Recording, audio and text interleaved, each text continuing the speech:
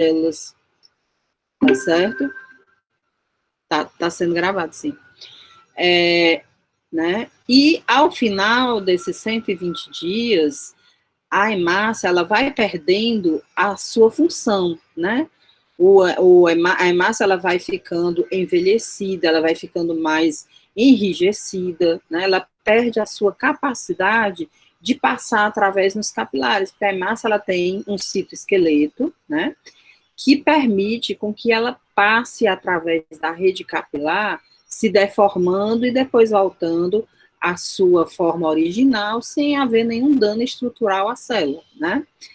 Quando ela vai ficando mais velha, a gente chama o eritrócito senescente, né, envelhecido, ele perde essa capacidade de passar através dessa rede capilar. E perde também um pouco da função enzimática, metabólica, ela fica mais suscetível ao estresse oxidativo, a situações de estresse.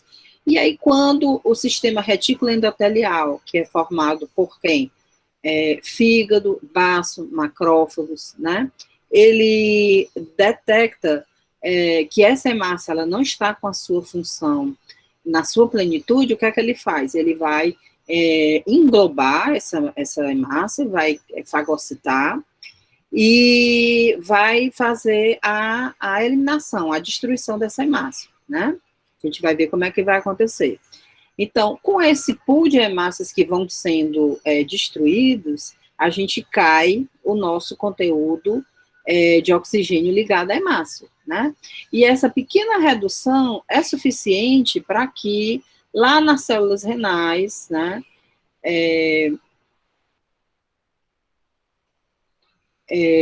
lá nas células renais, ela possa detectar essa redução e haver a estimulação com eritropoetina, né? Então, há a liberação de eritropoetina, e aí a medula óssea, ela vai novamente formar, acelerar mais uma formação da linhagem eritroide. Então, esse ciclo, ele vai ocorrer continuamente, né? Isso é um ciclo normal, tá?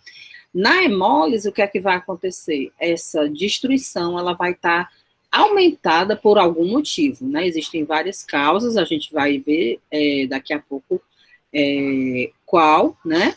E a gente vai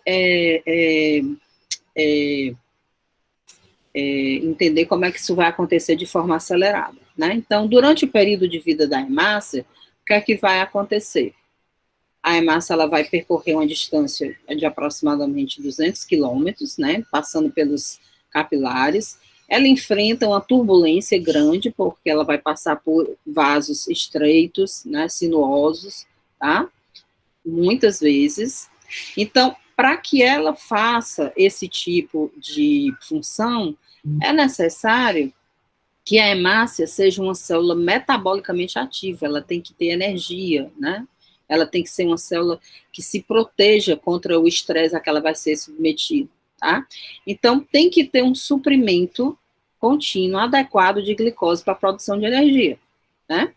Tá certo? Ela depende da glicose. A hemácia, juntamente com o neurônio, eles são uma das poucas células que utilizam unicamente a glicose como fonte de energia, tá certo? A hemácia é incapaz de oxidar ácidos graxos e aminoácidos como fonte de energia, então a glicose é essencial para que ela exerça a sua função, o seu metabolismo, tá? Bom, e no metabolismo da hemácia, ele é um metabolismo bem interessante, né? Porque ele utiliza várias vias de metabolismo, de utilização, de metabolização da glicose, tá? Então, a gente tem essa via principal aqui, glicolítica, né? De Ebden-Meinhof, tá? E aí você tem a quebra da glicose com produção de energia, de ATP, e com produção de NADH, que é uma substância que tem poder redutor, então, de proteção da hemácia, tá?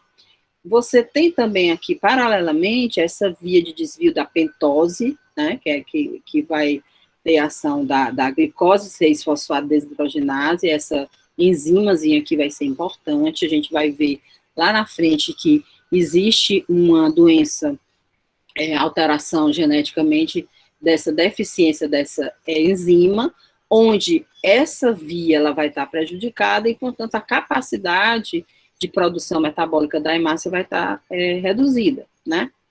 E existe ainda essa terceira via, que é a via de desvio de Rapaport, que tem a formação, lembram da aula anterior que a gente falou do 2,3-DPG, do 2,3 fosfoglicerato, né, que ele é importante na função da liberação de oxigênio pela hemácia, né, quando ele está aumentado, a hemácia libera mais oxigênio para a periferia, para a célula, quando ele está reduzido, a hemácia ela se agarra mais ao oxigênio. Então, isso é feito aqui através dessa via metabólica, né? Então, a glicose utiliza essas três vias metabólicas, tá? 90% da glicose, ela vai entrar por essa via aqui, né, que é a via anaeróbica com produção de ATP e NADH, tá? 2 ATPs, aqui com 4, o saldo aqui que ela vai produzir é esse aqui, de 2 ATPs e 2 NADs, certo?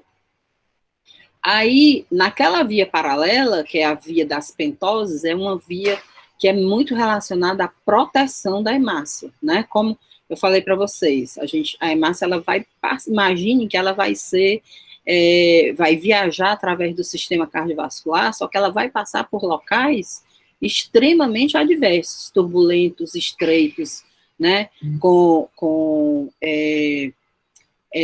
bifurcações, né, então, por exemplo, o sistema esplâncnico, né, que ela passa, tá certo? Então, ela precisa ser uma célula muito protegida desse estresse, né, e uma das formas dela proteger é a produção de substâncias redutoras, né, como o NADPH, tem um poder redutor, né, para que a hemácia, quando ela seja submetida a esse estresse oxidativo, passe para o seu estado redutivo e ela dá esse poder de proteção da hemácia. Então, o que é que essa via, ela atua de forma importante? Ela evita danos oxidativos que podem acontecer a estruturas da célula da hemácia, lipídios, proteínas, né? Amenizando os sintomas de envelhecimento da hemácia. Então, acho que alguém tinha perguntado aí, como é que se detecta que a hemácia está ficando envelhecida, né? Então, essas vias de proteção, elas passam a funcionar menos eficazmente, então as membranas, né, o citoesqueleto, tudo dessa estrutura da hemácia, ela vai ficando degradada, né, então tem sinais de envelhecimento, isso é detectado pelo sistema retículo endotelial, que vai fazer essa captação da hemácia para a sua metabolização, tá certo? E sou eu que libero para a Roberta entrar, não é o pessoal aí da coordenação, não? Acho que é. Eu não tenho aqui como, não aparece nada para mim para liberar, tá certo? O pessoal aí deve ver e alguém deve liberar, viu? O pessoal aí da coordenação, tem a Roberta aí que está querendo entrar. Bom, e por fim tem a via, né, de Rapaport, que é aquela que eu falei para vocês, que ela está constantemente formando aqui o 2,3-DPG, que vai ter uma importância na questão da afinidade pelo oxigênio, como a gente viu na aula passada, né? Então, 2,3-DPG, ele está relacionado à oxigenação dos tecidos. Quando você tem um aumento, né, do 2,3-DPG, o que é que ele faz? Ele ajuda o oxigênio a ser liberado da hemácia, entrar na célula, né? Se reduz o 2,3-DPG, então o oxigênio fica agarrado na hemácia. Então, ele é um marcador da necessidade de utilização de oxigênio pela célula, tá certo? Por exemplo, como a gente viu na aula passada, o paciente com anemia crônica, ele tem 2,3-DPG aumentado. Então, o que é que acontece? Ele, apesar de estar anêmico, ele libera mais fácil o oxigênio, né? Já o sangue, aquele sangue do banco de sangue, que ele está resfriado, a temperatura reduzida, né? Aquele sangue, como o metabolismo da hemácia, daquela hemácia, ele está reduzido, né? Aquela hemácia, ela libera menos oxigênio, né? Tá certo? Então, nem essa diferença. Bom, vamos em frente. Então, Qual é o objetivo do metabolismo eritrocitário e produção do ATP, da energia, né? Então, aqui, para a gente ver, são vários. Então, a hemácia, ela precisa manter aquela forma bicôncava, né? Para facilitar a passagem através dos capilares. Precisa manter a sua membrana íntegra para ter maior flexibilidade, né? Para poder se espremer ali e passar nos capilares. Proteger contra a oxidação, integridade da hemoglobina. A hemoglobina ela tem que ficar íntegra dentro da hemácia, ela não pode ser liberada dentro no plasma, né?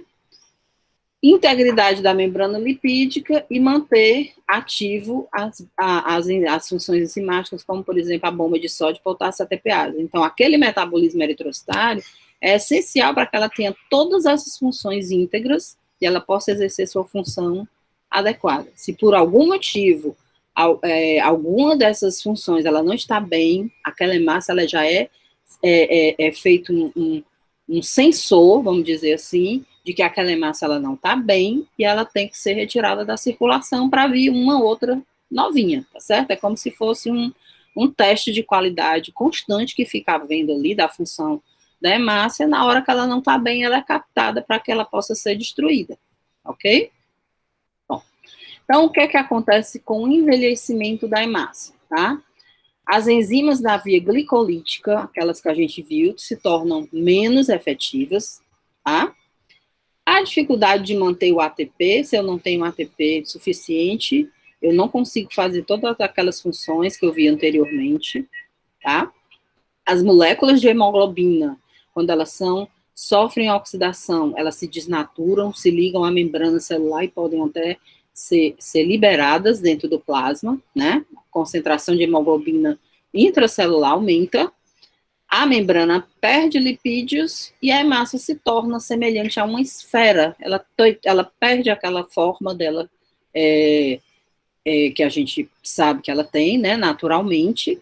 Ela perde a sua função, então ela se torna menos eficaz no seu funcionamento, tá certo? Então, isso é o que acontece no envelhecimento. Então, lá o sistema retículo endotelial, ele detecta essas alterações e capta a hemácia para ser destruída, né? Mais uma vez.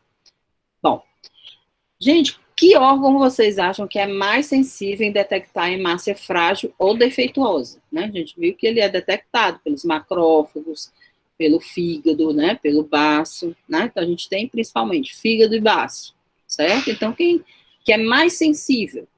O baço. Por conta de quê? Por conta da estrutura que a gente sabe anatômica da circulação esplâncnica, né? Onde você tem esses cordões esplênicos, tipo como se fossem sinusoides, né? Bem estreitos, com poros irregulares, tortuosos. Então, a hemácia que consegue, é como se fosse um teste, né? A hemácia que consegue passar através desses vasos, ela está bem. A hemácia que não consegue passar, né, por esses cordões, você ainda tem obstáculos, porque é cheio de macrófagos, outras células, tem menor quantidade de plasma, então você tem um ambiente mais viscoso para ela passar. Então, o eritrócito, para passar aqui pelo sistema esplênico, ele tem que estar batendo bola, ele tem que estar muito bem, né? Se ele não tiver, ele vai ser captado para ele ser destruído, tá certo? Então, nesse ponto, o baço, ele é extremamente eficaz, tá? Que órgão capta hemácias para destruição em maior proporção? A gente viu que tem o baço e o fígado, né? O baço, ele é mais seletivo, ele detecta melhor qualquer mínima alteração, mas a gente sabe que em volume sanguíneo, como o fígado, ele recebe uma quantidade maior, né, do débito cardíaco, o fígado proporcionalmente vai receber uma quantidade de hemácia muito maior para que ela possa ser processada, tá certo? Bom, a hemácia menos deformável, então ela é captada pelo sistema retículo endotelial, baço fígado, né, medula óssea, e a gente vai ter a quebra da hemácia. Então tá aqui a hemácia com seus componentes, globina, o M aqui com ferro, foi captado aqui pelo fígado, pelo baço, pelo macrófago, tá certo? ok? E aí, o que é que vai acontecer, né? A hemácia, ela vai ser captada, né? E aí, ela vai ser, então, quebrar os seus componentes aqui. Eu tenho a globina e eu tenho o componente do M, tá? Tudo que pode ser reutilizado, nossa natureza, o nosso organismo, ele reutiliza, porque ele não é bobo, ele não vai gastar energia para formar uma coisa que ele pode reutilizar, né? Reciclagem é importante aqui até dentro do nosso organismo. Né? Então, o M, por exemplo, né, ele vai reutilizar o hemoglobina, eles vão reutilizar as partes que podem ser reutilizadas, como, por exemplo, o ferro do M e a globina, né? Qual é a parte que vai sofrer metabolização? É o anel de protoporfirina aqui do M, certo? Ele vai ser quebrado em várias cadeias, né, metabólicas, tá? Vai formar a famosa bilirrubina dessa quebra. Ok? Então, é assim que a hemácia, ela é metabolizada, né? Ela é quebrada. Por quê? Porque ela chegou ao final do seu período de vida útil, por todos aqueles motivos que a gente falou anteriormente. Até aqui tudo bem, pessoal? Deu para entender aí? Vamos em frente, né? Certo? E aí, o que é que vai acontecer? Eu tenho aqui, né, essa hemácia que ela está sendo metabolizada, se ela for quebrada dentro do vaso, a hemoglobina que ela libera, ela se liga a uma proteína de transporte, que é a chamada aptoglobina sérica, tá certo? Essa aptoglobina também, ela funciona para levar a hemoglobina, né, ou porções aqui da quebra da hemácia para dentro do sistema retículo endotelial. Então, formando um complexo hemoglobina, aptoglobina, que é levado para o fígado, né? Então, aqui, lá na frente, eu vou mostrar para vocês, aqui vocês já ficam ligados para lembrar que essa aptoglobina, então, portanto, ela vai ser um marcador da presença de hemólise. Por quê? Porque se eu tenho muita hemólise acontecendo, eu vou precisar de muita aptoglobina para levar os produtos da quebra da hemácia para o sistema retículo endotelial, e aí o que é que vai acontecer com a aptoglobina? Ela vai cair, tá certo? Né? Então, professora, pois não, Tobi. boa tarde. Eu sou o Michel. Eu tenho duas dúvidas em relação a esse assunto. Pode ser no final, Ah, Michel? pode ser. Pode ser? Pode. Tá bom? Eu não deixo de responder, não. No final, a gente tira todas as dúvidas de vocês, tá certo? Se terminar a aula, você ficar ainda com alguma dúvida, a gente vê no final, tá bom? Então, qual é então a gente vê que é formado uma bilirrubina, né? Vocês sabem que existe dois tipos de bilirrubina. Existe a bilirrubina que é formada da quebra, né? Ali diretamente no sangue pela quebra do componente do M, né? Da protoporfirina e do ferro, tá certo? E depois essa bilirrubina, o que é que acontece com ela? Ela é captada pelo fígado, ela é conjugada e ela é excretada pelo trato digestivo, né? Uma a gente vai chamar bilirrubina livre ou indireta ou não conjugada, que é essa que fica diretamente no sangue. A outra, que é conjugada, ela é chamada bilirrubina conjugada ou então bilirrubina direta, certo? Então, a gente tem dois tipos de bilirrubina. A bilirrubina direta e a bilirrubina indireta, né? Qual é que é a mais solúvel? Por que que a bilirrubina tem que ir lá para o fígado, ela tem que ser conjugada, né? E para ela poder ser excretada. Porque essa bilirrubina indireta, que é liberada ali daquele primeiro momento da quebra da hemácia, ela é insolúvel, eu não consigo excretar. E ela é um composto tóxico, né? Ele é uma substância tóxica, né? Então, eu não posso deixar ela se acumular ali no sangue, ela tem que ser excretada de alguma forma. Quando eu tenho uma substância que ela não é solúvel, ela não é fácil de excretar, o que é que o organismo faz? Com qualquer substância, seja ela endógena, seja ela exógena, né? Ele capta essa substância pelo fígado, né? No fígado, essa substância ela é modificada para que ela se torne uma substância fácil de excretar. E é isso que o fígado faz com a bilirrubina, gente. Ele pega a bilirrubina indireta, não conjugada, que está lá no sangue, tá? E aí ele vai captar pelo fígado, né? Vai conjugar. Quando ele faz uma reação de conjugação, o que é que ele está fazendo? Ele está inserindo uma substância ali, um radical ali na molécula da bilirrubina, de forma a modificar para que aí ela fique mais solúvel, mais fácil de ser excretada, ou pelo rim, ou pelo trato digestivo, tá certo? De alguma forma, né? Então, a bilirrubina indireta, ela tem que ser metabolizada pelo fígado, por quê? Porque ela tem que ser conjugada com ácido glucurônico para que ela possa ser excretada no trato gastrointestinal, né? Pela bile ou pelo rim. Então, lembrando para vocês que lá o trato gastrointestinal, ali a excreção através da bile, ela é uma forma de excretar, de eliminar substâncias. A gente pensa às vezes que só elimina as coisas pelo rim, né? Não, ali a bile é uma forma de você eliminar substâncias também. Então, a bilirrubina, por exemplo, é eliminada ali através da bile, tá certo? Bom, então é isso aqui que vai acontecer, né, gente? Que mais uma vez, ó, a hemoglobina, né, ela é captada pelo sistema retículo endotelial, e aí a globina é reutilizada, aqui do componente do M, o ferro é reutilizada, e você tem a quebra da protoporfirina, né, para formar a bilirrubina livre, certo? No plasma. Essa bilirrubina livre, ela tá lá no plasma, ela é insolúvel, eu não consigo eliminá-la, tá? E ela se liga a proteínas. Para que eu possa eliminar essa bilirrubina aqui, o que é que vai precisar acontecer? Ela é captada aqui pelo fígado, tá? Ela é conjugada, né? Tá certo? E isso tem uma ação intestinal também, vamos passar para ela agora.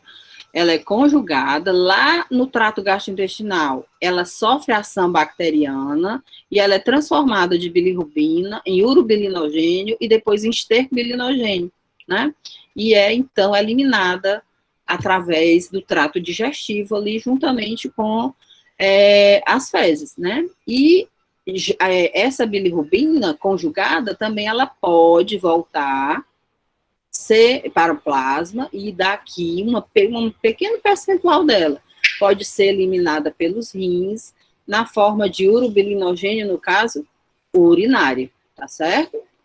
Então, por isso que quando o paciente, por exemplo, não é o caso agora, né, que a gente vai ver lá no sistema digestivo, mas já para vocês irem adiantando o raciocínio, o paciente que ele tem uma doença hepática, que dificulta a eliminação dessa bilirrubina conjugada, né? O que é que vai acontecer? Essa bilirrubina conjugada, por algum motivo, porque está com hepatite, com processo inflamatório, tem um cálculo biliar, alguma coisa não deixa eu eliminar essa bilirrubina na bile. Essa bilirrubina conjugada, ela então extravasa dos canalículos, volta para o sangue, e aí eu vou ter aqui no sangue, eu vou detectar uma quantidade grande de bilirrubina direta, livre, ou de bilirrubina conjugada, desculpa, tá certo? E o paciente vai ter alterações por conta dessa menor eliminação, na coloração das fezes e da urina, né? A causa da icterícia, o Carlos está perguntando, é exatamente isso, é o aumento da bilirrubina. A bilirrubina, ele tem capacidade de impregnar os tecidos, seja ela a bilirrubina livre, indireta, ou conjugada, direta, tanto faz. Qualquer um que aumente vai dar icterícia, né?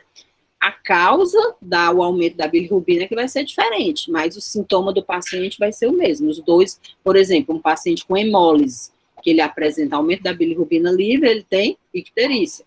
Um paciente com doença hepática, que ele não consegue excretar a bilirrubina conjugada, ele tem icterícia também. Quando ela está alta, ele não consegue, porque às vezes eu não consigo ver direito aí as perguntas, gente. Quando ela não consegue ser excretada, quando você tem algum problema no sistema excretor hepático. Por exemplo, na hepatite, os canalículos hepáticos, eles estão, por conta do edema do hepatócito, da hepatite, né, do processo inflamatório, ele edemacia, tem um processo inflamatório de tal forma que ele dá uma obstrução na saída do canalículo hepático. Então, eu não consigo eliminar a bilirrubina que é conjugada, certo? Ou então, por exemplo, mais lá na frente, o indivíduo ele faz um cálculo, né, um cálculo biliar, e esse cálculo biliar não deixa ela ser eliminada, né, também é uma causa de diminuição da excreção. Mas isso aí a gente vai ver lá no digestório quando chegar lá. Não se estresse com isso agora não, tá? Paciente que tem com icterícia e colúria. Qual é a bilirrubina que está aumentada, né? É aquilo que eu falei. Qual é que vocês acham que é bilirrubina direta ou indireta? Né? Direta, certo? Porque eu não estou conseguindo fazer aquele caminho ali, normalmente, que ocorre da bilirrubina, porque eu tenho uma diminuição da excreção, né? Então, qual é o motivo? A bilirrubina direta, ela é solúvel, só pode ser excretada ali pelo trato digestório e pela urina, né? A indireta, ela não dá colúria. Um paciente que tem aumento da bilirrubina indireta, ele não tem colúria, né? Porque ela é insolúvel, então ela não pode ser eliminada pela urina. E quando você tem aumento da direta, sim, você tem impregnação ali dos túbulos urinários, né, e da urina, com o paciente que está com hepatite, por exemplo, que é que ele diz? Estou com a urina escura, cor de Coca-Cola, né, e as fezes estão brancas, né? Então, é uma característica que ele conta logo para a gente, tá certo? Bom, então, na classificação das anemias, pessoal, a gente tem que a anemia, ela pode ocorrer por três problemas, basicamente. Você pode ter um déficit na produção, você pode ter um defeito na maturação, ou você pode ter uma diminuição da sobrevida ou maior destruição, que é o caso da nossa aula de hoje, que é a anemia hemolítica, né? Na hemólise, o que é que vai acontecer?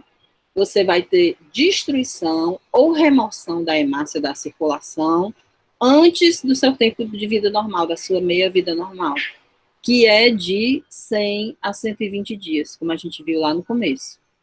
Consequentemente, o que é que vai acontecer? Ela vai liberar esse conteúdo da hemólise, né, da quebra da hemácia prematura, né? Ela não era para estar se destruindo naquele momento, mas por algum motivo ela foi destruída, e aquele conteúdo ele vai impregnar o plasma, os tecidos, tá certo? Né? Como reação a essa maior destruição, o que é que a medula faz? Ela passa a produzir mais, ela faz uma hiperprodução. Olha, eu estou destruindo, o que é que ela lê? Eu estou destruindo. A eritropoetina estimula, e aí ela tenta compensar essa destruição acelerada, né? Então ela consegue aumentar até 6 a 8 vezes a produção da linhagem eritroide quando você tem uma maior destruição, tá certo? Bom, então como é que eu vou saber se a anemia do meu paciente ela é por uma menor produção ou por uma diminuição da sobrevida ou maior destruição, né? Exatamente, você adiantou o slide, né? Não deu para ver o nome. O teste-chave aqui é exatamente a contagem de reticulócitos, certo? Contagem de reticulócitos, né? O normal é você ter de 0,5% a 2%, tá? Quando você tem uma produção medular insuficiente, uma anemia com hipoprodução, você tem esses reticulócitos menores que 0,5%.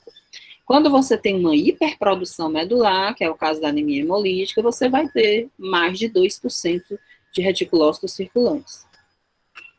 Exatamente. Né?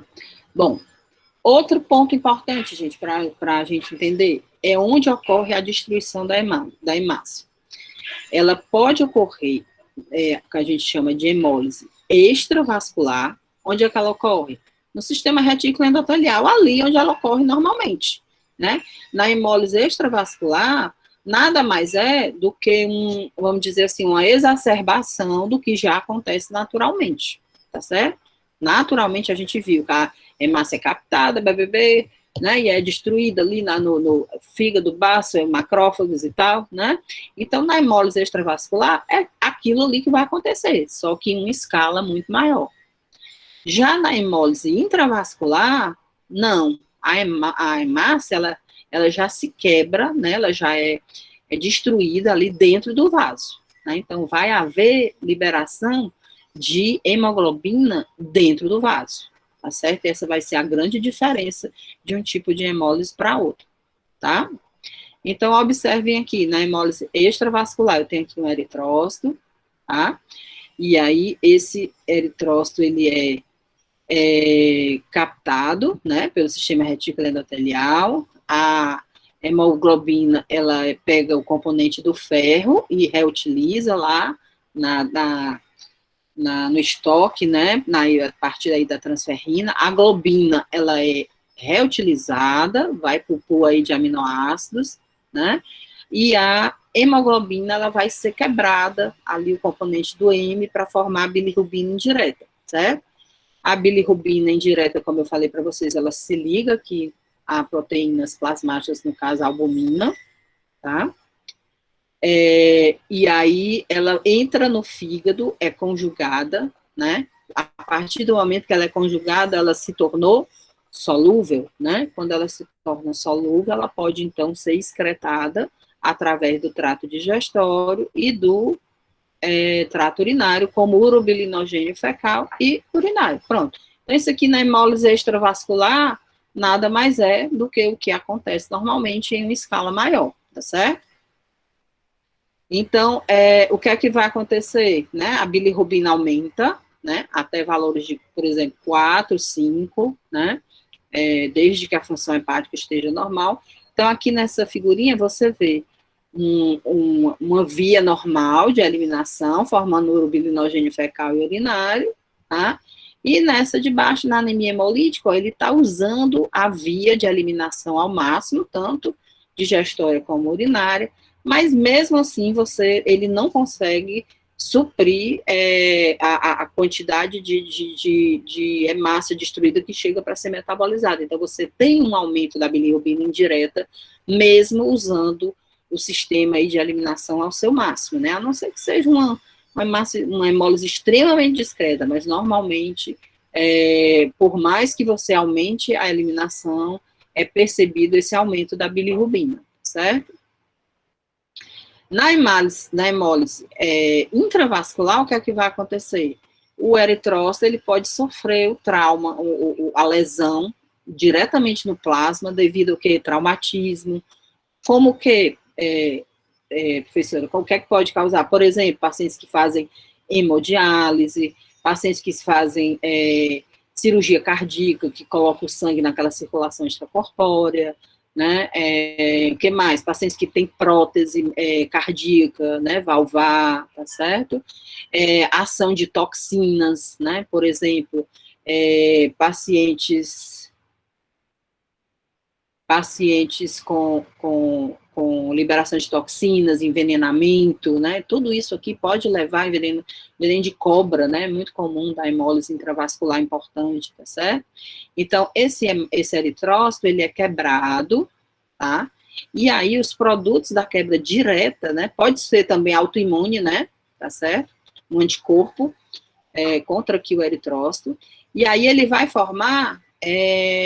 liberar hemoglobina diretamente ali no sangue.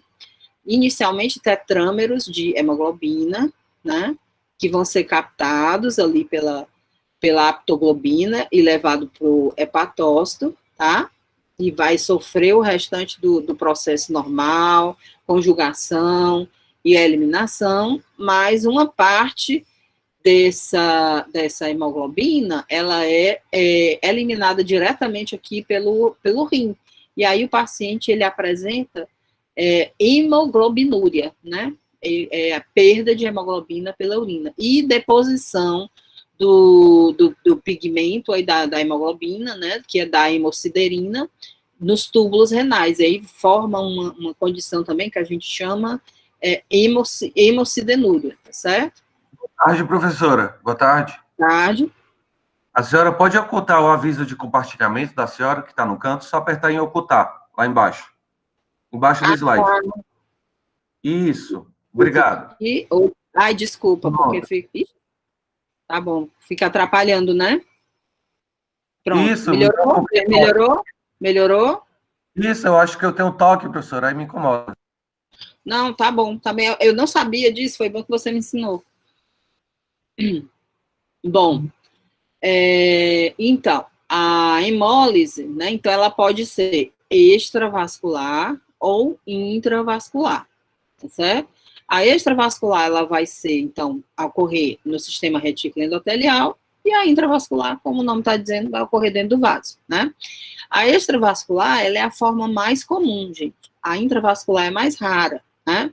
Causa da extravascular, normalmente, a etiologia é por algum defeito na própria hemácia, né? Por exemplo, alguma anormalidade da hemácia que limita a sua passagem através do sistema esplênico, né? Então, por exemplo, as hemoglobinopatias, os defeitos da membrana, que é a esferocitose, os defeitos enzimáticos, qualquer alteração da hemácia intrínseca, né, pode levar a essa hemólise extravascular. Professora, Pois não. hemólise se refere a uma situação patológica? É sempre que o termo hemólise eu associo a algo patológico, ou pode ter hemólise fisiologicamente, ou tem?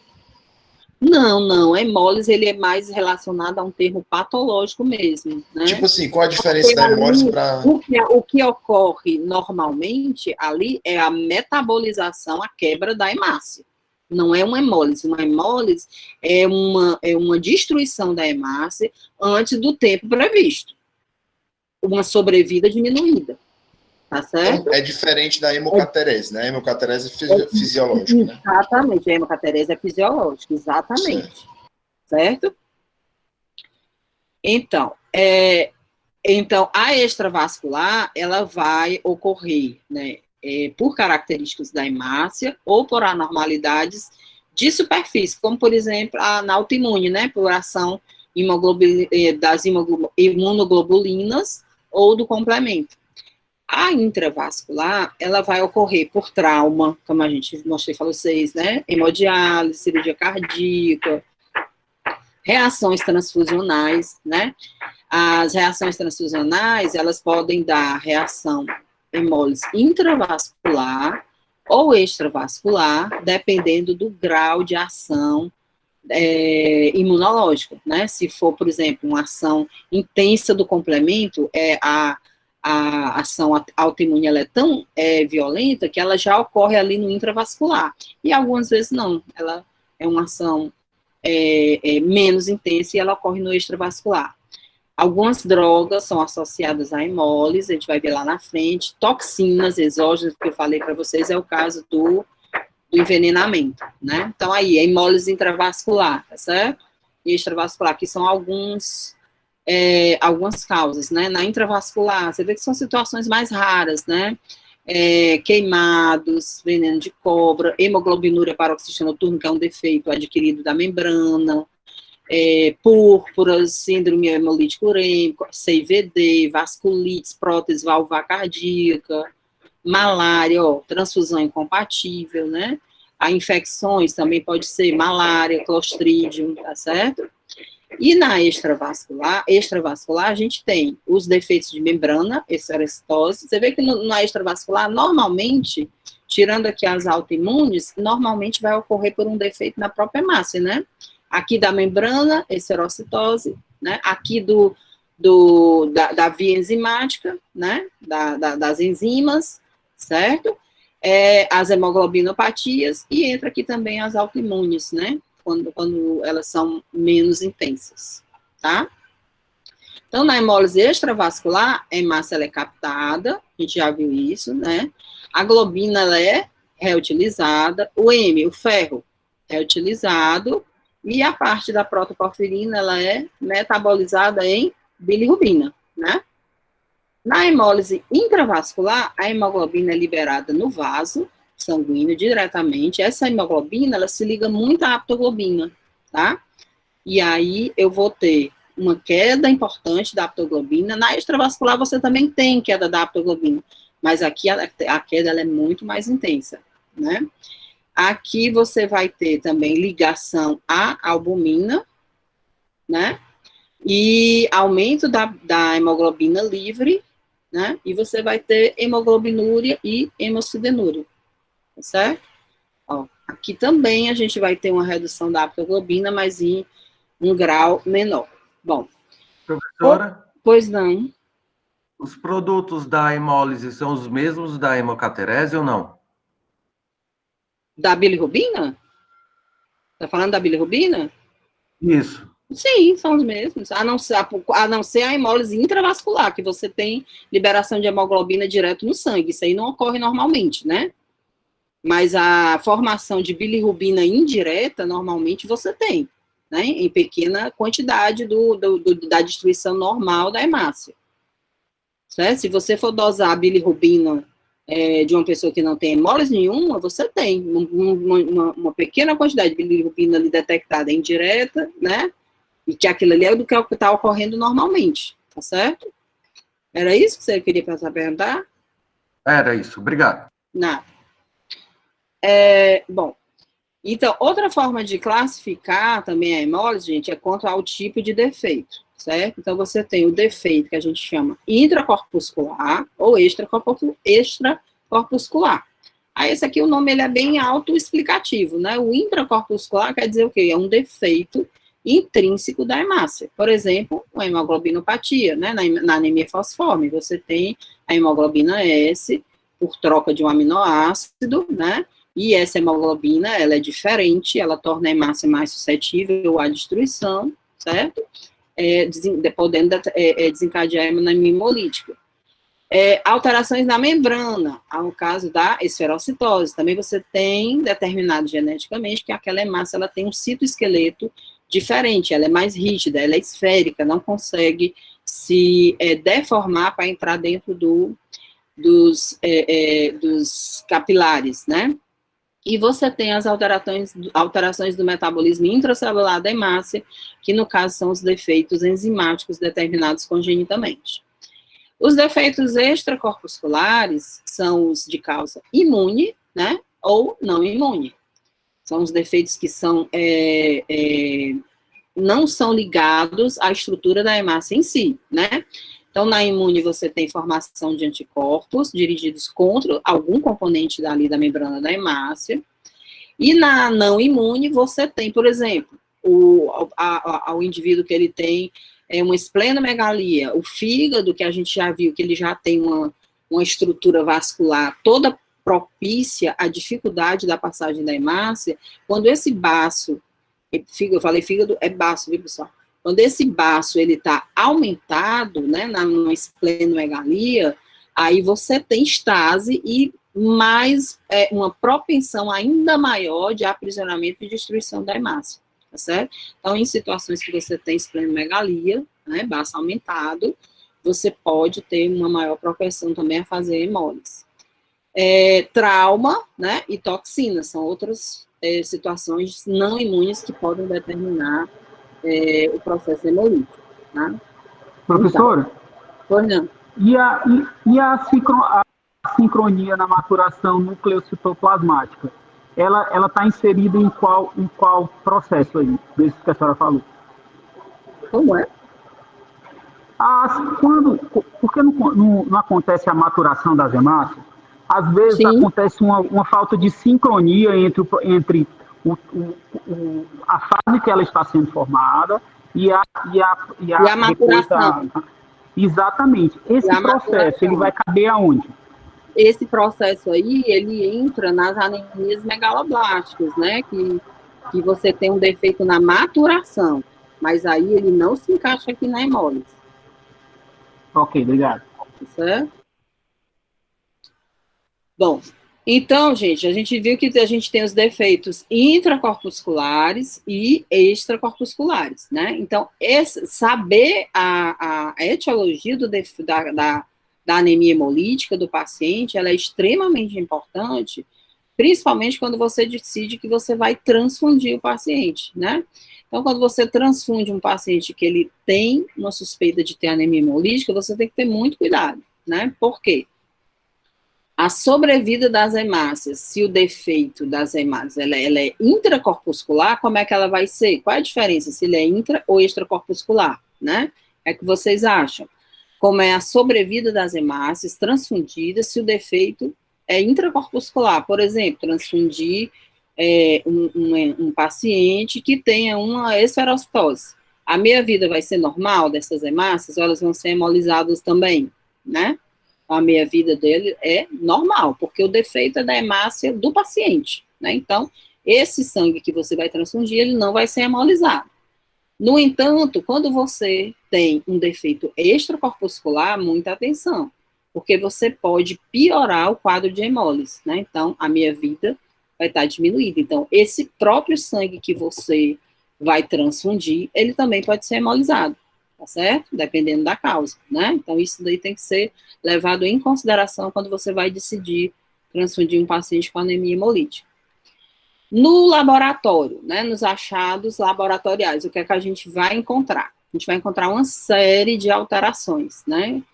Algumas que são dependentes do aumento da destruição. Eu tenho muita destruição, então o que é que eu vou observar? Aumento da bilirrubina livre, aumento do urobilinogênio urinário, tudo isso é da destruição aumentada.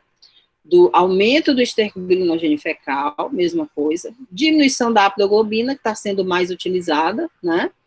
Para captação ali da hemoglobina, e o aumento do LDH, que é a desidrogenase lática, né, que é um marcador de destruição celular, ele não é específico da hemácia, né, ele pode estar ocorrendo, por exemplo, numa lesão muscular, num infarto, em uma série de outras situações, mas ele está aumentado aqui também quando a destruição é da célula eritrocitária, certo? Alguns achados, eles são dependentes do aumento de produção, está produzindo muito. Então, o que é que eu vou observar? Reticulócitos aumentados. Eritroblastos circulantes, formas jovens. Eu tenho muita forma jovem, né, encontrada no sangue, porque está formando muito. Policromatofilia, né, que é característica exatamente dessa células mais jovens que estão sendo jogadas na circulação. E alterações radiográficas ósseas, principalmente dos ossos longos, que é referente também à maior produção medular. Se a hemólise ela for intravascular, você pode encontrar também hemoglobina na urina, né, hemoglobinúria, e hemocidenúria, né, que é a deposição desse sedimento nos túbulos renais, tá? Bom, então, na anemia hemolítica, o que é que a gente vai encontrar basicamente? O paciente ele vai se apresentar anemia, ele vai apresentar reticulocitose e bilirrubina indireta aumentada. E de sintomas, né, de sinais, aliás, a gente vai encontrar palidez, paciente pálido por conta da anemia, a gente vai encontrar um paciente que vai estar ictérico por conta da bilirrubina aumentada, e a gente vai encontrar frequentemente um paciente que vai ter um baço aumentado, né, um baço palpável com esplenomegalia, tá certo?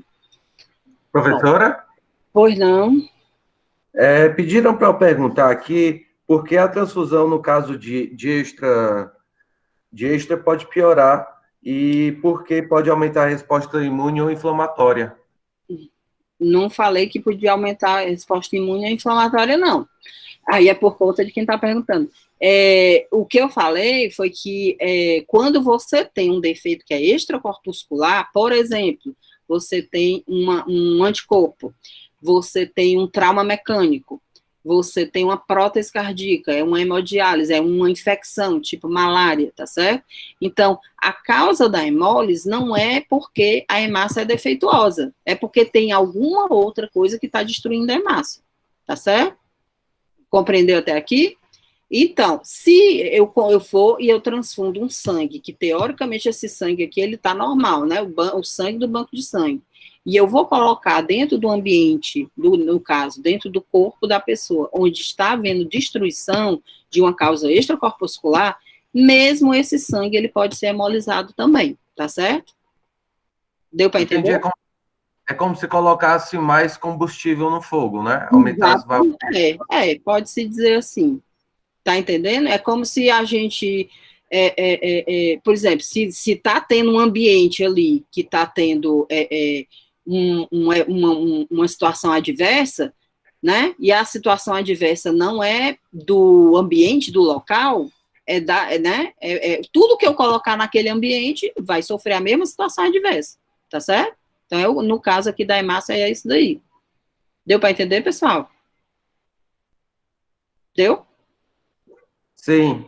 Aí Sim? vai aumentar o produto final, não é isso? Por que eu gosto de colocar isso aqui? Porque se você detecta que um paciente está hemolizando, então às vezes a gente se vê, pessoal, diante de uma situação muito crítica, porque o paciente está hemolizando, ele está anemiando, e você se angustia e às vezes você quer transfundir, né? Principalmente quando é assim uma coisa autoimune. Ah, eu vou transfundir, o paciente está com hemoglobina de 7, está ficando muito anemiado. Cuidado, porque às vezes transfundir pode piorar o quadro dele, porque você vai hemolizar mais ainda. Não vai resolver, porque esse sangue vai ser hemolizado. Às vezes o tratamento é outro, é fazer um imunossupressor, é fazer corticoide, fazer o sangue, não vai resolver, tá entendendo? Né? Por isso que eu coloquei isso daí, tá bom? Entendido, professora. Obrigado. Nada. Então, esses são os sintomas, né? Lembrar que algumas hemólises, elas são de causa hereditária, né? Como são os defeitos da hemoglobina, de membrana e enzimáticos, né? Nas hemoglobinopatias, você tem, normalmente nas hemoglobinopatias, o que altera é a porção da globina, não é do M, né? A globina, a gente sabe que ela é formada por essas 4 cadeias, né? 2 alfas e 2 betas, né, que são formadas por uma sequência de aminoácidos. E qual é a cadeia que normalmente é alterada, pessoal? Vocês acham? Normalmente altera quando você tem uma hemoglobinopatia, por exemplo, da anemia falciforme, na talassemia, qualquer hemoglobinopatia. Qual é a cadeia que normalmente altera? Alfa ou beta? Eu Já chutaria beta. chutaria beta, chutou bem, né? Que componente normalmente está alterado? Normalmente quem altera é a globina, não é o M, nas hemoglobinopatias, tá certo? E qual cadeia está alterada? Normalmente é a beta. Por quê? Vocês têm ideia? Porque, gente, ó, geneticamente, a alteração da cadeia alfa, você precisa de alterar 4 pares genéticos, né? Tá certo? E da cadeia beta, um único par. Então, logicamente, é muito mais fácil você ter um defeito hereditário que altere um par do que altere 4. É possível ter uma alteração da cadeia alfa? É, mas é muito mais raro, tá certo? Então, normalmente, as hemoglobinopatias alteram a cadeia beta, tá? Por conta disso, porque ela é mais facilmente alterável geneticamente, tá certo? Como, por exemplo, aqui na anemia falciforme, né, que você tem a troca geneticamente determinada da cadeia beta, troca um ácido que ele é polar por um apolar, né, um ácido glutâmico por valina.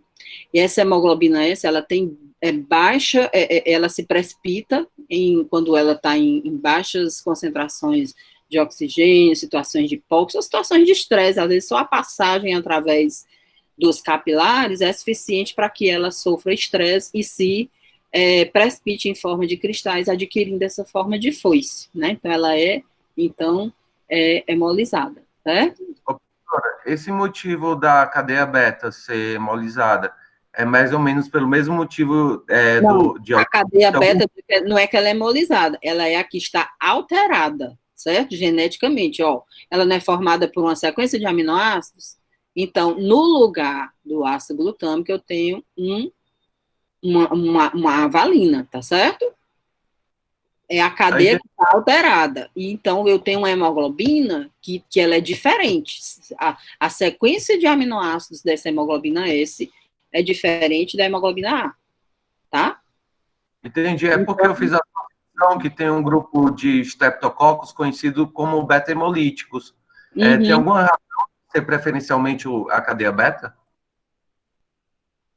Não, mas aí é outra situação, não é essa mesma cadeia beta aqui da hemoglobina, não. Entendi, é outra coisa. É outra coisa. Essa forma, então, da hemoglobina S, ela é menos apta a atravessar a microcirculação. O que é que vai acontecer com ela? Ela se torna mais rígida, em forma de foice, quando ela é submetida a situações de baixa de oxigênio, né? Então, a célula se torna mais frágil, sofre hemólise, e além disso, ela se torna mais rígido, né? acho que ela se torna mais rígida também. E aí o paciente com anemia hemolítica, ele vai ter 2 tipos de sintomas. Ele pode ter sintomas pela anemia hemolítica em si, e ele pode ter sintomas pelos fenômenos vaso-oclusivos, né? Então, vocês já devem ter, não sei se vocês já tiveram alguma tutoria de anemia hemolítica, mas muitas vezes os pacientes com anemia falciforme, eles abrem o quadro com quadros álgicos, dolorosos, né? Por conta de fenômenos de oclusão, de vaso-oclusão, certo? Então, o quadro clínico, ele não depende só dos sintomas da anemia, mas da ocorrência de lesões causadas pela obstrução vascular, são chamadas crises de falcização. Os pacientes, às vezes, têm dor abdominal, pode ter oclusão de isquemia de uma perna, né, de um território, enfim, ele tem outros sintomas associados que não sintomas da anemia, tá? Por que a forma da hemoglobina S, ela sofre, que forma de hemoglobina S, ela sofre polimerização, né, e se torna falcizada e rígida, é a forma sem oxigênio, né, a deoxiemoglobina. E os fatores que favorecem essa polimerização são concentração de oxigênio, tá? pH, ácido, né? A quantidade de hemoglobina S para a hemoglobina normal. Então, quando você tem mais de 30%, né, de hemoglobina S para a hemoglobina normal, a incidência de crises de falcização são muito maiores. Alguns pacientes que têm uma quantidade muito grande de hemoglobina S, eles fazem uma espécie de transfusão, que é uma transfusão que a gente chama de troca. Eles vão tirando o sangue do paciente que tem hemoglobina S e vão trocando por sangue normal. Isso para diminuir o percentual de hemoglobina S, né? Às vezes você faz isso em pacientes que estão com infecção grave, ou que vão fazer uma cirurgia de grande porte, então uma situação crítica, né? E tem uma anemia falciforme importante, com uma quantidade muito grande de hemoglobina S, né? A anemia falciforme, ela tem uma sintomatologia bem rica, por conta desses fenômenos vaso-oclusivos, né? Então, tem todos esses sintomas aqui, né, que a gente vê que vai pegar uma série de sintomas, né, uma série de sistemas, né, então, bem comum a gente pegar são as crises de dor abdominal, cálculo biliar de pigmento, sem ser de colesterol, né, você vê um paciente jovem com anemia, ele se apresenta com um cálculo biliar, é a possibilidade dele ter anemia falciforme, né, e aquele cálculo ser de pigmento, né, de bilirrubina, tá certo? O que mais? Infarto pulmonar, eles podem, acidente vascular cerebral, acidente isquêmico transitório, né, então, eles podem fazer isquemia e obstrução em vários territórios, a necrose asséptica da cabeça do fêmur, tá certo? Até retinopatia eles podem fazer, então é uma doença grave, importante, que afeta uma série de sistemas, né? O diagnóstico é dado pela eletroforese de hemoglobina, quando você vê, normalmente os pacientes, eles têm hemoglobina aqui entre 6 e 10, é uma anemia do tipo normocrômica normocítica, com reticulócitos elevados, e você vai ter todos aqueles achados laboratoriais da anemia hemolítica, né? Bilirrubina indireta aumentada, redução de haptoglobina, elevação de urobilinogênio urinário, hiperplasia eritroide da medula. Você vai fazer um hemograma, você vê lá que ele tem um pouquinho de leucocitose, um pouquinho de plaquetas aumentadas, né? Uma das causas de plaquetas aumentadas é paciente com anemia, tá certo? Que vão ter aula de plaqueta de trombocitose, né? Com a doutora Elza depois, aí, ó, uma das causas é essa, é paciente com anemia, ele aumenta, como tem um estímulo da medula, aumenta não só a linhagem eritroide, você tem um pouquinho de leucocitose e tem um pouquinho de trombocitose também, né? Na talassemia, o que é que acontece? É uma doença que é pouco, assim, vista pela gente, porque é mais de outras regiões, ali, regiões do Mediterrâneo, enfim, né?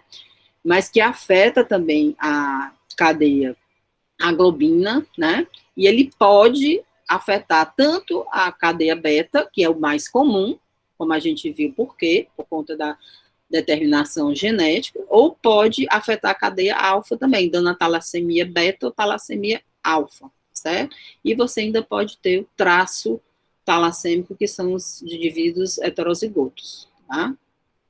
Os defeitos hereditários da membrana, que é a esferocitose, também é uma doença geneticamente determinada. Você tem uma alteração do citoesqueleto da hemácia, né? Então, a gente viu que na hemácia, aquela membrana, aquele que a gente chama o citoesqueleto, ele tem que ter o componente proteico funcionante, né?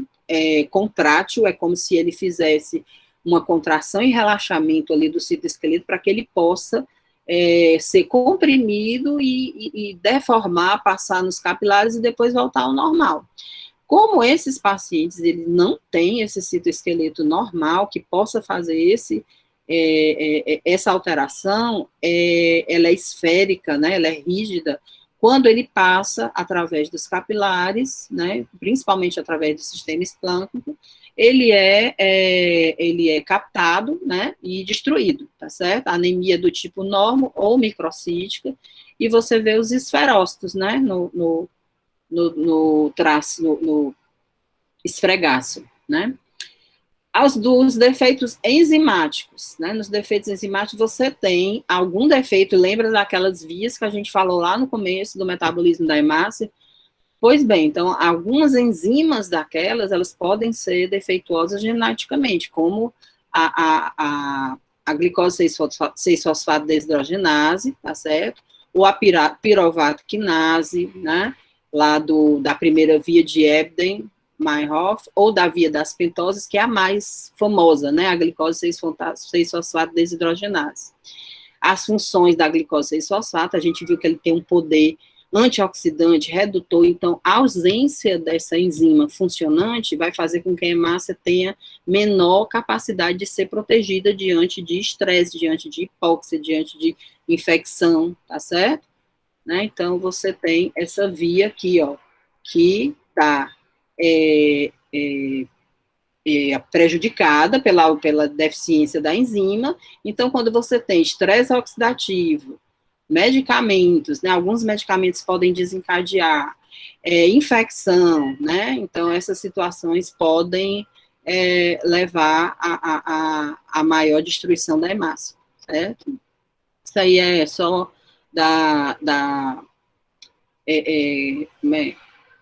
um dado aqui da Organização Mundial de Saúde, que mostra que a distribuição, né, onde você tem mais esse tipo de deficiência enzimática, né, aqui no Brasil ele não é tão incidente não, ele está aqui entre 3% e 6,9%, né, baixo. Em outros povos são.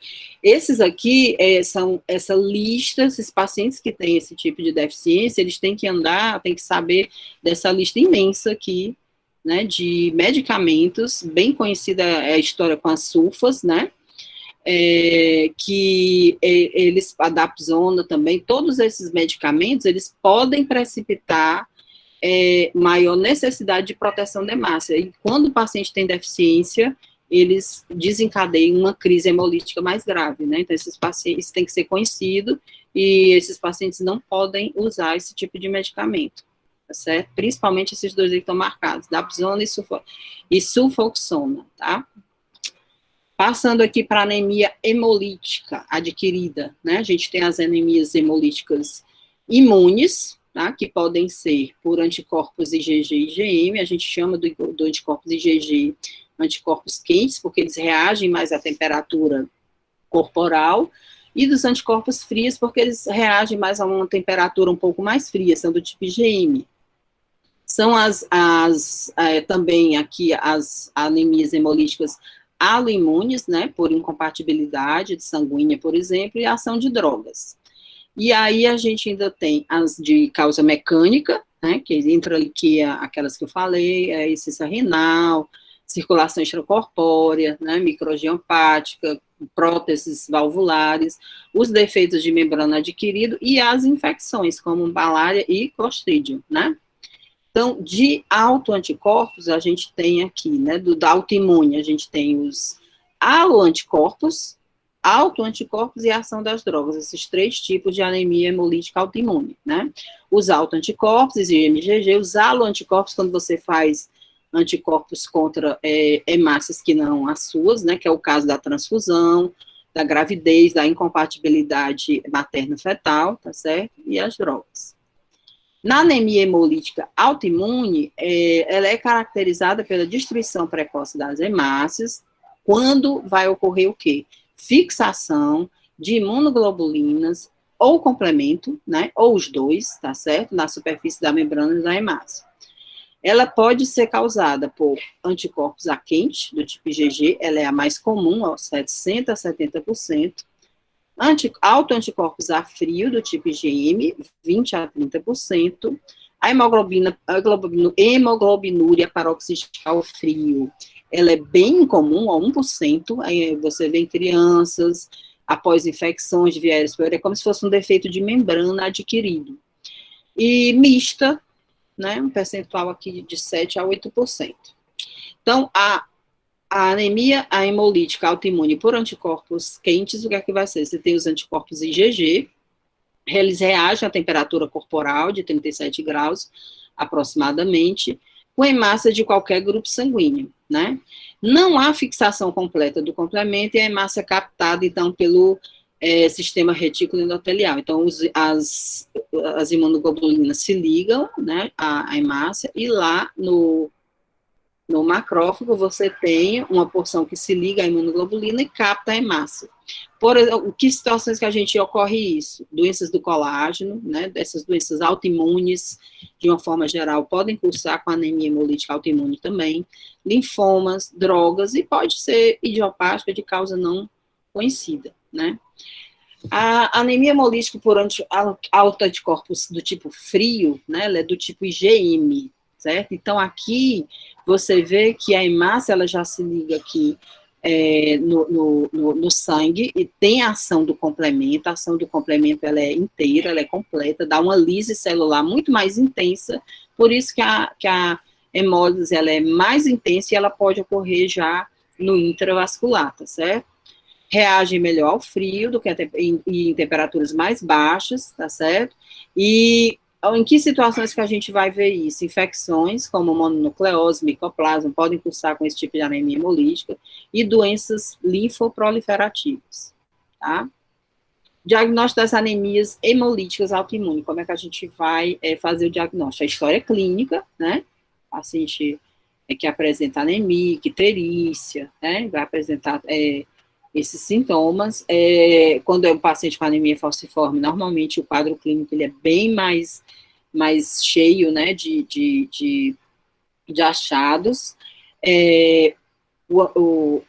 Quando você tem associação com exposição ao frio, né, em alguns pacientes com doença autoimune, faz aqueles fenômenos de Raynaud, aquilo ali também pode desencadear anemia hemolítica. História, sempre pesquisar a história de drogas, né, uso de fármacos, melhor dizendo, porque você tem muitos fármacos que desencadeiam anemia hemolítica, doenças infecciosas, né, doenças autoimunes, doenças linfoproliferativas. Então, todas essas doenças aqui, essas comorbidades, elas podem lhe dar uma pista de que aquela anemia hemolítica ali, ela pode ser do tipo autoimune, né? Então, é um paciente que tem doença autoimune, paciente com lúpus, com artrite reumatoide, ou enfim, com doenças do colágeno, ou está diante de uma infecção, usou drogas, algumas drogas que a gente sabe que desencadeia, é portador de doença linfoproliferativa, já chama a atenção que esse paciente pode ter uma anemia hemolítica autoimune, né? E aqui, só para lembrar que quando você tem a ação do complemento e da imunoglobulina, as duas coisas, a intensidade da hemólise é muito maior, certo? E ela já pode ocorrer, inclusive, no intravascular. Pois não? Teve duas perguntas aqui. Uma pergunta foi do Jucá. Sim. Se o defeito da cadeia beta seria um defeito de síntese proteica, né? Acredito que a resposta tenha sido sim. E outra pergunta da Daniele Oliveira, se outras doenças autoimunes pode chamar a atenção para anemia hemolítica, com sinais de vitiligo e hipotiroidismo. Qualquer doença que ela tenha o cunho autoimune no seu envolvimento, você é um fator de desconfiança diante de um paciente de anemia, que ele pode ser anemia hemolítica autoimune, né? Todas essas doenças do colágeno, doença da tireoide, doença de Graves, né, que é bem associada com o mecanismo autoimune, todas essas doenças de cunho autoimune, você pode desconfiar que é uma anemia hemolítica autoimune também, tá certo? Qual foi a outra pergunta que eu não lembro? Se da cadeia beta, né? Foi essa. É certo. Que você já. Ok. Então, aqui a anemia hemolítica autoimune, gente, ela pode ocorrer, como eu falei para vocês, no intravascular ou no extravascular, né? No intravascular, normalmente, quando é que isso vai ocorrer? Quando você tem a fixação completa do complemento, né? O complemento, ele dá uma intensidade de lesão celular muito maior. E quando o complemento não age, ou então ele age só parcialmente, você tem uma ação, uma anemia hemolítica menos intensa, né? Uma hemólise menos intensa. As drogas, né? Outra situação aqui que leva a suspeitar que o paciente tem uma anemia hemolítica, o uso de fármacos, né? Alguns fármacos são associados à indução de anemia hemolítica autoimune. Alguns induzem autoimunidade, anticorpos contra antígenos, RH, né? Como, por exemplo, alfa-metildopa, procainamida, ibuprofeno, levodopa, né? Drogas de uso relativamente comum. Algumas drogas, elas fazem como se fosse um imunocomplexo. A hemácia com a droga, né? Fazem um imunocomplexo que gera um anticorpo contra aquele imunocomplexo, que a gente chama um apteno. E olhe como são drogas de uso bem comum. Penicilina, dipirona, eritromicina, isoniazida, quinidina, cefalosporina, né, clorpromazina, e tem mais aí, botei as mais de uso mais comum, né? Então, assim, moral de história, paciente com anemia hemolítica, primeira coisa que a gente vai pesquisar também é o uso de fármacos, né? Então, tem que ver se o paciente está utilizando algum fármaco, se aquilo ali não pode ser a causa da anemia hemolítica dele, tá certo? A senhora pode repetir esse imunocomplexo? É como se o anticorpo contra o conjugado, né? A hemácia se ligasse exatamente, ela fizesse um complexo ligado à droga, e o anticorpo, ele faz, que a gente vai chamar esse imunocomplexo de apteno, e a imunoglobulina, ela é voltada contra esse imunocomplexo todo, tá certo? Deu para entender? Entendido, obrigado. Bom, como é que a gente vai verificar se está havendo hemólise ou não, né? Existe o teste direto, que a gente pesquisa a antiglobulina, né? O anticorpo antiglobulina, que é o chamado Cumbis direto, né? Diretamente você está pesquisando a presença da imunoglobulina. E você tem o teste para anticorpos indireto. Você vai pesquisar anticorpos no soro, tá certo? Vou já mostrar. Acho que tem uma animaçãozinha que dá para entender melhor. E a identificação do anticorpo específico. Então, por exemplo, aqui o Cumbis, o teste de Cumbis direto, né? Então, o que é que você tem? Eu tenho aqui uma hemácia de um paciente que ele está ligado ali com um IgG, ele está com anemia hemolítica e tem aqui um anticorpo ligado ou tem complemento ligado. E aí eu vou adicionar anticorpos para IgG ou para complemento humano, que é o chamado reagente de Cumbis. Quando eu junto esse reagente, né, com a hemácia que tem ali o anticorpo, eu vou fazer uma aglutinação, e isso é um sinal Cumbis direto positivo, ou seja, está havendo hemólise, tem imunoglobulina ligada àquela hemácia, tá certo? É uma forma de você detectar. Outra forma de detectar é o Cumbis indireto. Eu não vou usar a hemácia do paciente, eu vou usar o soro do paciente. E lá no soro, o que é que tem? No plasma. Eu tenho as imunoglobulinas lá presentes, tá certo? E aí eu vou pegar uma hemácia normal, eu vou pegar aquele reagente de Cumbis, que é anti-imunoglobulina, né? Junto tudo. Quando eu junto tudo, também vai dar uma aglutinação. É uma forma indireta de se identificar que está havendo hemólise também, através da pesquisa no soro. No direto eu pesquiso o quê? A própria hemácia ligada à imunoglobulina, certo? Então, esse é o teste de Cumbis direto e indireto, ok? Drogas que podem causar anemia hemolítica, né? Então, essas aí são só para vocês. Depois eu passo a aula para vocês, você fica uma relação aí como é imensa, né? Então, moral da história, sempre tem que pesquisar bastante o que é que o paciente está usando, né? Se alguma daquelas, aqueles fármacos que ele está usando, pode, olha aqui, até insulina pode dar, né? Certo? Ô, professor, qual a minha preferência de teste? O direto ou indireto?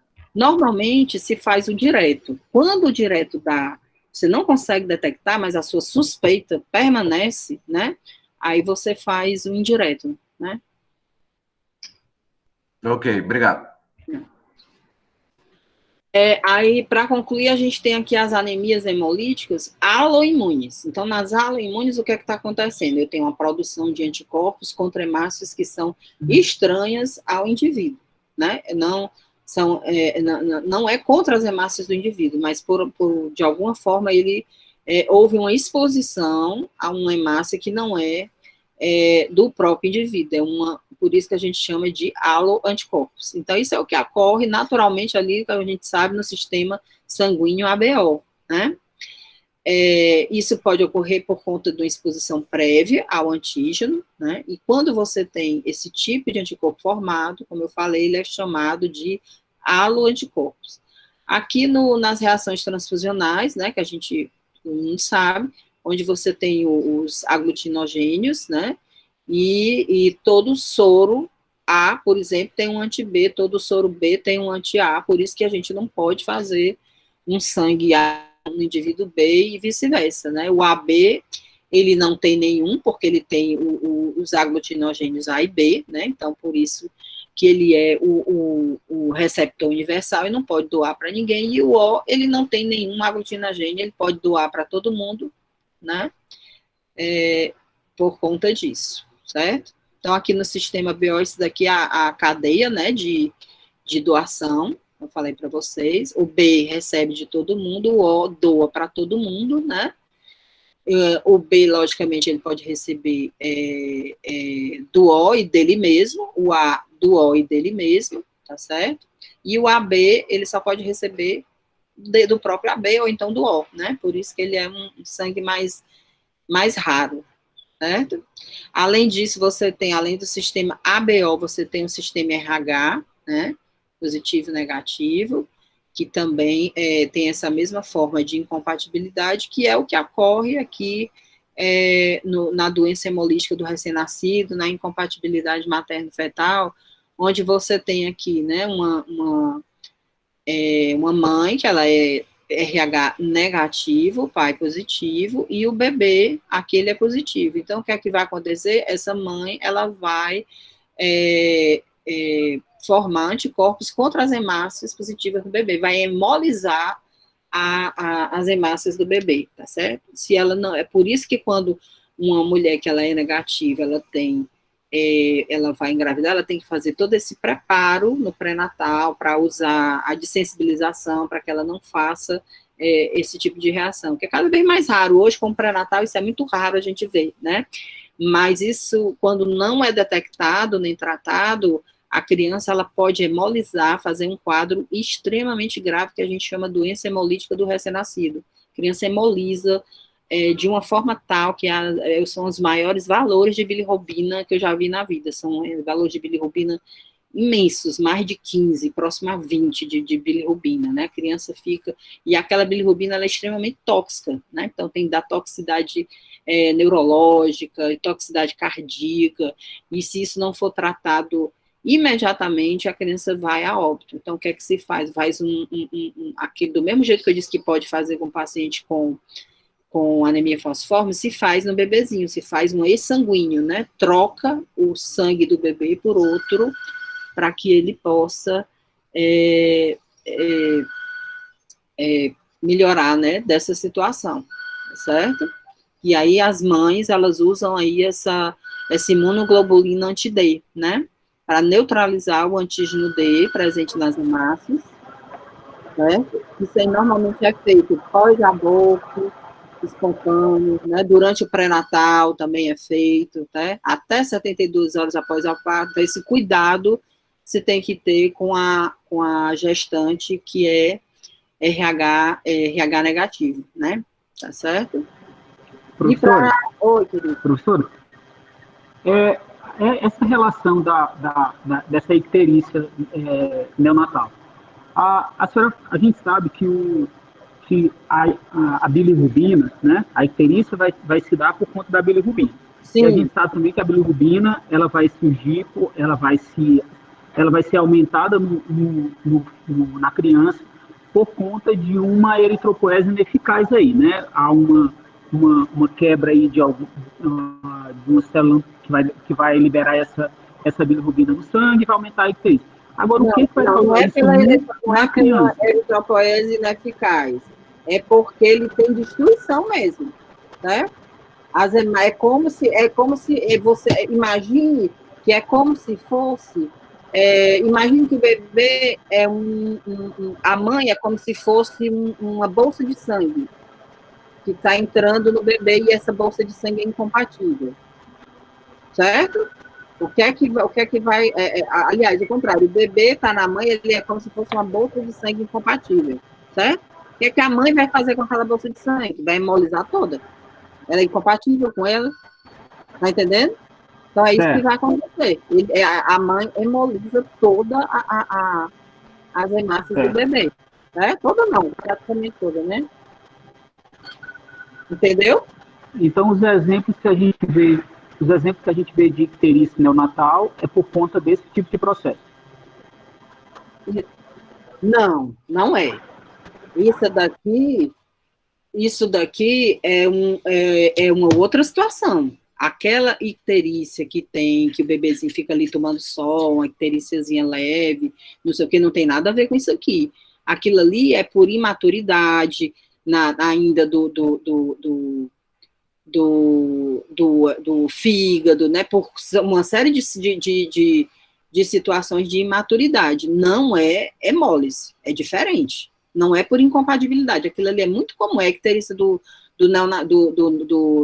recém-nascido, tem nada a ver o mecanismo com esse daqui, certo? Aquilo ali é uma coisa leve, autolimitada, que só com alguns cuidados gerais ali, muitas vezes aquela questão da fototerapia, banho de sol e tal, o paciente melhora, e esse daqui não, é uma situação extremamente grave, de hemólise gravíssima, não é a mesma icterícia, é totalmente diferente, tá certo? Deu para entender, gente? Alô? Deu sim, professora, muito obrigado. Certo. Então, aqui, a de mecanismos, para a gente concluir, as anemias hemolíticas de mecanismo não imune, né? Você tem as anemias por mecanismos físicos, né?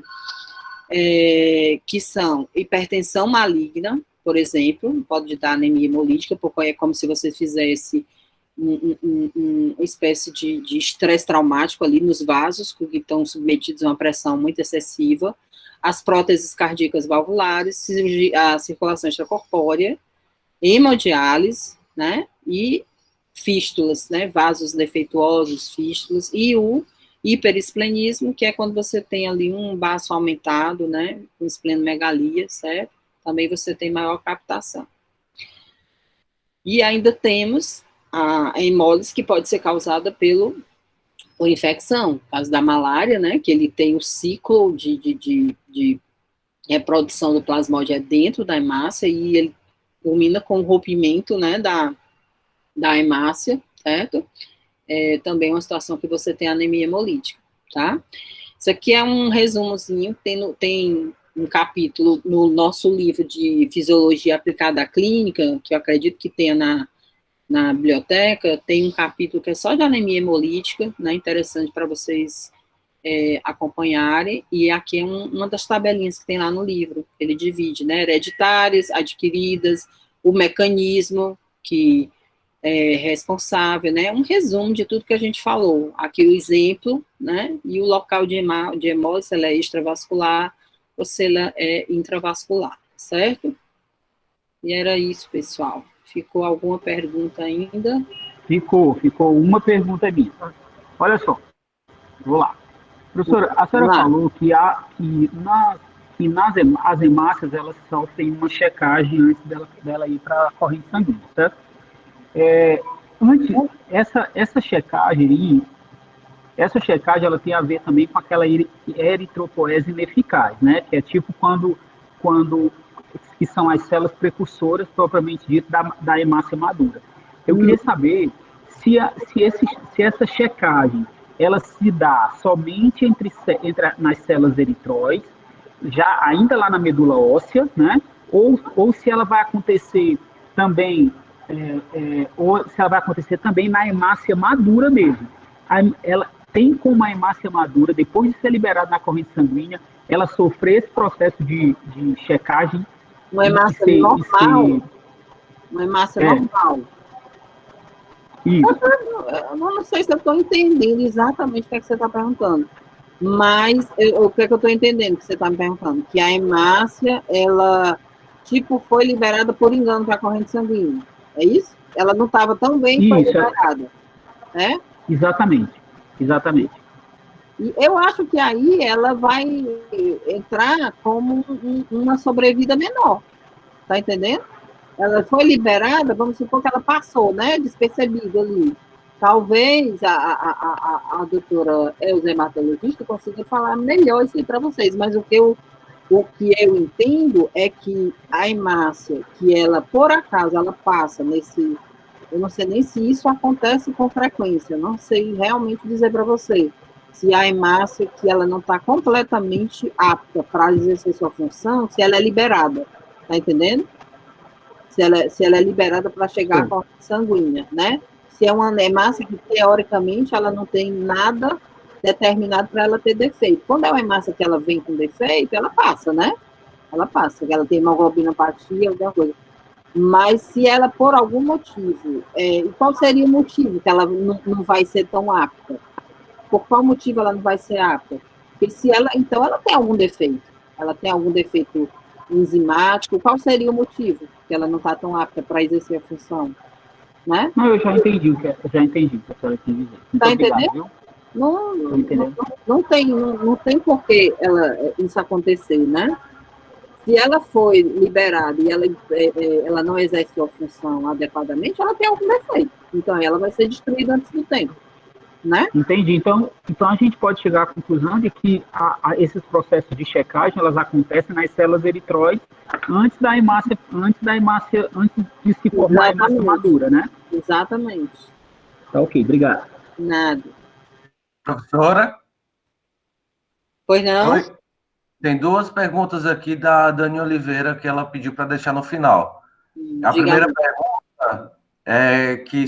pergunta é se as anemias hemolíticas são de indicação para o hematologista especialista ou está no âmbito de condução do médico generalista? Uhum.